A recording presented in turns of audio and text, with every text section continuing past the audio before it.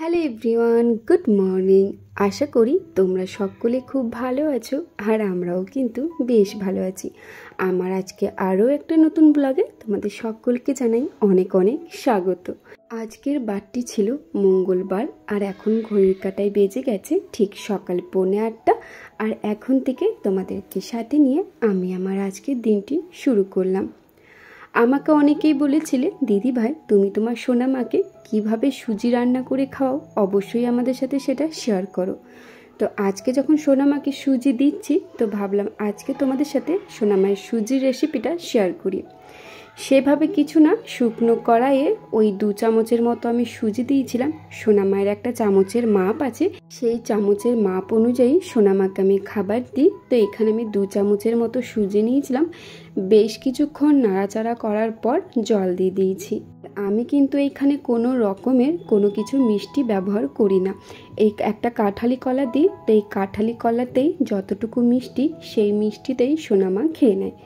যেহেতু সোনামাকে এখনও পর্যন্ত সেভাবে কোনো মিষ্টির আমি অভ্যাস করাইনি, তাই প্রত্যেকটা খাবারই কিন্তু সোনামা বেশ ভালোভাবেই খেয়ে নেয়। যাই হোক, ওইদিকে যাকে সুজিটা সেদ্ধ হচ্ছিল তাকে আমি ভাবলাম কলাটা ম্যাশ করে নিই। কলাটা একটা গ্রেটারে করে গ্রেট করে নিয়েছি আর তারপরে দিয়ে দিলাম সুজিটা।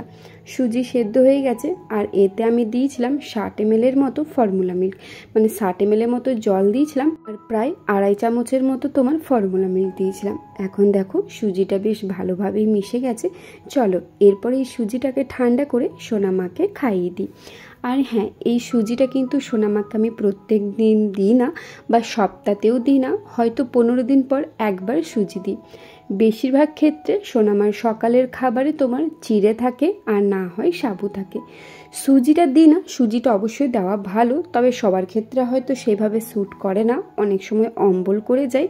তো যার কারণে সোনামাকে খুব একটা দিই না, তবে সোনামা কিন্তু আমার সুজি খেতে বেশ ভালোবাসে। তো এই যে দেখো খাবারটা ঠান্ডা হয়ে গেছে, চলো এখন সোনামাকে খাইয়ে দিই। আর তোমরা তো অনেকেই জানো, বা যারা আজকে হয়তো আমার নতুন ভিডিও দেখবে তারা হয়তো নাও জানতে পারো, আমি কিন্তু আমার সোনামাকে 8টা থেকে 8:30টার মধ্যেই খাবার দিই। আর এই অভ্যাসটা কিন্তু সোনামায় প্রথম যেদিন থেকে সলিড খাবার শুরু করেছিলাম সেদিন থেকেই হয়ে গেছে। আর এখনও পর্যন্ত যদি ধরো কোনো রকমে 8:30টা পেরিয়ে গেল, কারণ সব দিন তো আর সমান যায় না, কখনো কখনো ধরো কাজের সূত্রে দেরি হয়ে গেল বা কোনো দিন হয়তো ঘুম থেকে উঠতে দেরি হলো, তো যার কারণে হয়তো কোনো দিন 9:45 বা 9টা বেজে যায়। তবে কোনো রকমে যদি 8:30টা ক্রস করে গেছে, ধরো 8:40 বা 9:45 বেজে গেছে, সোনামা কিন্তু কান্নাকাটি করতে লেগে যায়। যেহেতু প্রত্যেকটা সময় ধরে সোনামাকে আমি দিই, যে কোনো খাবার বলো পটি করানো বলো সবটাই কিন্তু সোনামার সময় ধরে আমি অভ্যাস করেছি। আর সময় পেরিয়ে গেলেই কিন্তু হিতের বিপরীত হয়ে যায়। তাই আমি চেষ্টা করি আমার শত কাজ থাকুক সেই সমস্ত কাজবাজগুলো সময়ের আগে সেরে নিয়ে 8:45টার মধ্যে সোনামায়ের খাবারটা রেডি করে দিই। আর তারপর ঠিক 8:10-15-র মধ্যেই সোনামাকে খাওয়াতে বসাই। সকালের খাবারটা খাওয়াতে আমার খুব একটা সময় লাগে না, সেই সময়টাতে যেহেতু সোনামায়ের খুব খিদে পেয়ে যায়, ওকে আমি 1 চামচ করে দিয়ে দিই, ও ঠিক খেয়ে নেয়। হয়তো কোনো কারণবশত যদি ওর শরীর অসুস্থ থাকলো বা হয়তো খাবারটা খেতে ইচ্ছে করলো না বা রুচি হলো না, সেদিন হয়তো একটু জেদাজেদি করে, তবে খুব একটা সকালের খাবারে জ্বালাতন করে না। যাই হোক, সোনামাকে খাইয়ে দাইয়ে আমি সোজা চলে এসেছিলাম ছাদে। তবে ছাদে আসার আগে সোনামাকে পরিষ্কার করে দিয়েছিলাম, কারণ খাবার খাওয়ার সময় তোর এদিকে সেদিকে লেগে যায়। তো ভালো করে মুখ ধুয়ে জামাটা পরিবর্তন করে দিয়েছিলাম আর তারপর ছাদে এসে কাপড় জামাগুলো মেলে দিলাম। আর আমাদের এই ছোট্ট লঙ্কা গাছটিতে কত লঙ্কা ধরেছে দেখো। তো সেইখান থেকে আমি 4টের মতো লঙ্কা তুলে নিলাম, কারণ এই লঙ্কাগুলো এতটাই ঝাল, একটা লঙ্কা খেলেই মনে হয় যেন আর পারছি না। তো এখন সোজা রান্নাঘরে চলে এসেছি, সোনামাকে খাইয়ে দিয়েছি। সোনামাকে খাওয়ানোর পর সোনামা এখন মাসির কাছে আছে আর আমি সোজা রান্নাঘরে চলে এসেছি। এই যে সমস্ত সবজি কেটে নিয়েছি, এখন ডালিয়ার খিচুড়ি চাপাবো, যার কারণে প্রেশার কুকারও চাপিয়ে দিয়েছি। ডালিয়ার খিচুড়ি বলতে আজকে মাসির একাদশী, যার কারণে মাসি তো ভাত মুড়ি কিছুই খাবে না, যার কারণে ডালিয়ার খিচুড়ি খাবে, তো যার জন্য এখন ডালিয়া বসাবো। চলো ডালিয়ার খিচুড়িটা করে নিই, তারপরে কী করছে না করছে সবটাই তোমাদের সাথে শেয়ার করবো। আমাদের বাড়িতে যেহেতু মাসি শাশুড়ি এসেছে, তো আজকে মাসির ছিল একাদশী, আর একাদশীতে তো মাসি ভাত খায় না, তাই ভাবলাম ডালিয়ার খিচুড়ি করে দিই। তো সবজির মধ্যে ছিল কুমড়ো, পটল আর আলু। তো প্রথমে সেই সবজিটাকে টুকরো টুকরো করে কেটে ভালো করে তেলে ভেজে নিয়েছি, আর তারপর দিয়ে দিয়েছিলাম ডালিয়া আর পরিমাণ মতো মুগ ডাল। ভালো করে নাড়াচাড়া করে লবণ আর হলুদ দিয়ে আর একটু জিরে গুঁড়ো দিয়েছিলাম।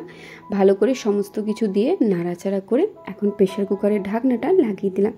প্রায় 3 থেকে 4টে সিটি দেব, তারপর নামিয়ে নেব। তো ওইদিকে যাকে ডালিয়াটা চাপিয়েছি তাকে আমি এদিকে বসে গেছি সবজি কাটতে। আর এখন কেটে নিচ্ছি আমি শাক, আর এই কলমি শাক খেতে কিন্তু বেশ ভালো লাগে। সাথে যদি একটু রসুন দেওয়া হয়, মানে রসুন ফোড়ন দিয়ে যদি শাকটা ভাজা হয় বেশ ভালো লাগে। তোমাদের কার কার কলমি শাক রসুন দিয়ে ভালো লাগে অবশ্যই কিন্তু জানাতে একদমই ভুলবে না। একজন বোনু কমেন্ট করেছে, দিদি ভাই আমার মেয়ের নামটা নিও প্লিজ, শ্রীনায়া। শ্রী সোনামা, তুমি খুব ভালো থেকো, সুস্থ থেকো। তোমার মাসিমণির তরফ থেকে অনেক অনেক তোমার জন্য ভালোবাসা। আর যে বোনুটা কমেন্ট করেছো তাকে বলি, তোমার মেয়ের নামটা কিন্তু আমার বেশ মিষ্টি লাগলো। আর আজ থেকে তোমার সোনামাকে কিন্তু আমি শ্রী বলেই ডাকবো, কারণ শ্রী নামটা জানো তো আমার বেশ পছন্দের। রিমি রয় বলে একজন বোনু কমেন্ট করেছে, আমি হাওড়া উলবেরিয়া থেকে দেখছি তোমার ভিডিও। তোমার প্রেগন্যান্সি জার্নি থেকে শুরু করে তোমার ভিডিও আমি দেখি, তখন আমিও প্রেগনেন্ট ছিলাম। তোমার মেয়ের থেকে আমার মেয়ে 1 মাস 4 দিনের ছোট। সি সেকশনের কারণে কিছুদিন তোমার ভিডিও দেখতে পারিনি। সোনামায়ের ভালো নাম কি? আমার মেয়ের নাম ঋদ্ধিষা রয়, নামটা নিও। ঋদ্ধিষা সোনামা, তোমাকে অনেক অনেক ভালোবাসা তোমার এই মাসিমণির তরফ থেকে। তুমি খুব ভালো থেকো, সুস্থ থেকো, সাবধানে থেকো, এইটুকুই কামনা করি। আর বোনু, আমার সোনামায়ের নাম হচ্ছে রিহানা চক্রবর্তী, আর ওর ডাকনাম হচ্ছে রাহি। রিমি বোনু, তোমাকে অসংখ্য ধন্যবাদ আমার প্রত্যেকটা ভিডিও দেখার জন্য। এখন সময় হয়ে গেছে মেয়ের খাবারের, তাই দেখো এখানে আমি নিয়েছিলাম ডাল ভাত আলু পোস্ত, ভালো করে হাতে ম্যাশ করে নিয়েছিলাম, আর নিয়েছিলাম একটা মাছ ভাজা। আগে যেমন সোনামাকে মাছ ভাজাটা আগে খাইয়ে দিতাম বা ভাত খাওয়াতাম তারপরে মাছ খাওয়াতাম, এখন কিন্তু আর সেটা করি না। মেয়ে যেহেতু আস্তে আস্তে বড় হচ্ছে, তাই সব কিছু একসাথে নিয়ে নিই, একটু একটু করে দিই। এই যে এখন ভাতটা যে নিয়ে নিয়েছি সেটাই এখন চামচের সাহায্যে খাইয়ে দিয়েছি, আর তখনই এক টুকরো করে মাছ দিচ্ছিলাম। এখন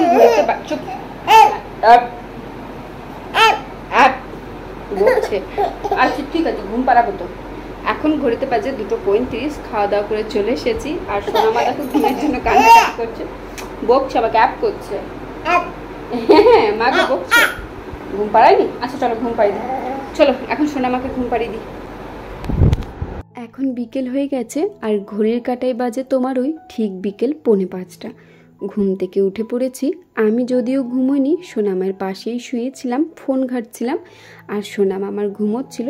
তো এখন সোনামা ঘুম থেকে উঠে পড়েছে। চলো প্রথমে আগে সোনামায়ের মুখে জল দিয়ে দিই, আর দাঁতগুলো একটু ঘষে দিই, যেহেতু মেয়ের দাঁত বেরিয়েছে। আর তারপর সোনামাকে নিয়ে যাব পটি করানোর জন্য, যেহেতু সকালে একবার আর বিকেলে একবার সোনামা পটি করে। অনেকে আবার বলতে পারো মানে করবেই, হ্যাঁ গো, সোনামা সকালে একবার আর বিকেলে একবার করবেই। ওকে বলেছি না সবটাই সময় ধরে করাই। যাই হোক, এদিকে মেয়ের পটি হয়ে গেছে, ওকে আমি রেডি করে দিয়েছি, জামা পরিয়ে দিয়েছি একটা, আর এদিকে টিপ লাগিয়ে দিয়েছি, আর হাতে করে চুলটা একটু ছাড়িয়ে দিলাম, কারণ চুল ছাড়াতে ভুলে গিয়েছিলাম। চলো সোনামা তো আমার রেডি হয়ে গেল। সোনামা এখন যাক একটু বেরু করতে, আর এই সময়টাতে তাকে আমি আমার কাজগুলো সমস্তটা গুছিয়ে নিই। আর সোনামাকে কেমন লাগছে জানাতে কিন্তু একদমই ভুলবে না। আর এইদিকে মেয়ের দুষ্টুমি দেখো, এখন মেয়ে কিন্তু মারতে শিখেছে। এই যে দেখো মায়ের মুখে ঠাস ঠাস করে কেমন চড় মেরে দিচ্ছে, আর এইভাবে জানো তো ও খুব দুষ্টুমি করে। প্রথমে ভেবেছিলাম মেয়ে আমার খুব শান্তশিষ্ট হবে, তবে সেটা সোনামা একদমই ভুল ধারণা করে দিয়েছে। শান্তশিষ্ট তো বাদেই দাও, মেয়ে আমার এত দুষ্টুমি করে যে কি বলবো। আর তারপরে এই যে দেখো বিকেল হয়ে গেছে, সোনামাকে তো জানোই বিকেলে বেরু করতে যাই, তাই সোনামার ঠাম্মি আর তার মাসি ঠাম্মির সাথে যাচ্ছে বেরু করতে।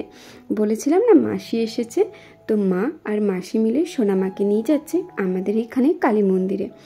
আর তারপর সন্ধে দিয়ে দিয়েছি আমি। সন্ধে দেওয়ার পর ছাদে যে সমস্ত কাপড় চোপড়গুলো ছিল সেগুলো নিচে নিয়ে চলে এসেছি, এই তারটার মধ্যে মেলে রেখে দেবো, কারণ বাইরে কিন্তু ঝড় উঠেছে, বৃষ্টি নামবে একটু পরেই। তাহলে বন্ধুরা আজকের ভিডিওটা এত দূরেই রাখলাম। যদি ভালো লেগে থাকে তাহলে অবশ্যই কিন্তু like comment share and subscribe করে আমার পাশে থেকো। তাহলে আজকের মতো আসি, দেখা হচ্ছে খুব শীঘ্রই অন্য কোনো নতুন ব্লগে। ততক্ষণ সবাই খুব ভালো থেকো, সুস্থ থেকো, সাবধানে থেকো। টাটা।